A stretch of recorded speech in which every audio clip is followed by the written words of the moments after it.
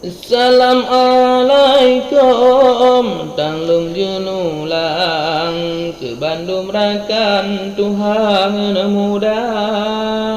pemea kelon untuk nasumbang kisah kenagaan dino lon buka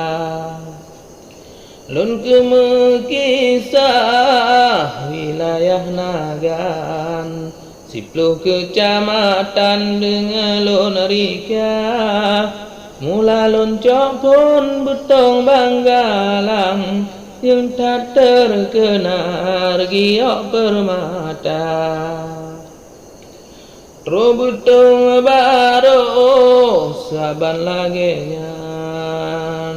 didang bangunan PLTA ngen irigasi di ulai jalan rung isep sinan tempat wisata Senagan timu nyan zona pertanian bate olahan di sinan pihna Senagan induk sinan pun dasar pusat kota jam na pekan raya pekan simpang put maju hanaban gah ngen sarang ranto kuala kuala pesisir to perbatasan ngen johana pahlawan melabuhaya na PLTU tak bangunan sinan ditanam saham milik negara dengan pantelo cukup terkenal cit dari awai tempat tamasya bangunan pabrik dan perkebunan sinan kumpulan di Taduraya roh darul makmur pih menan saban letak di sinan tempat usaha Teripa makmur letak hasilan coklat ngen pisang dan palawija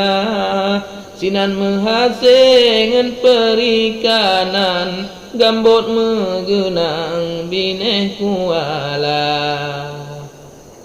usuka makmur pusat perkantoran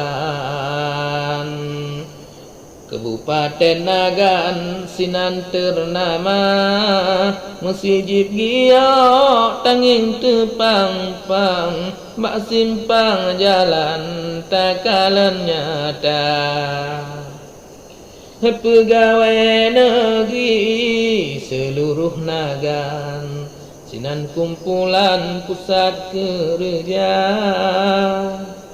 sinan bakkan toai erakan inangan agam di Nagan Raya yang lepas sedih awakmu belang dino herakan tijauh mata dilege pula pada dalam belang gebalik program jagung ge pula sebab hana le dile dalam belang awakmu belang rasa kecewa Basang yumruh ukenyo manyang ke Bandung akan tanyo jaga bersama kisah kasih ke nonyo kisah kenagan 10 kecamatan kalihulun rika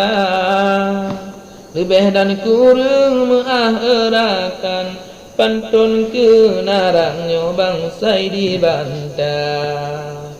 lebih dan kurang mengakhirakan pantun kenarangnya bang Tadura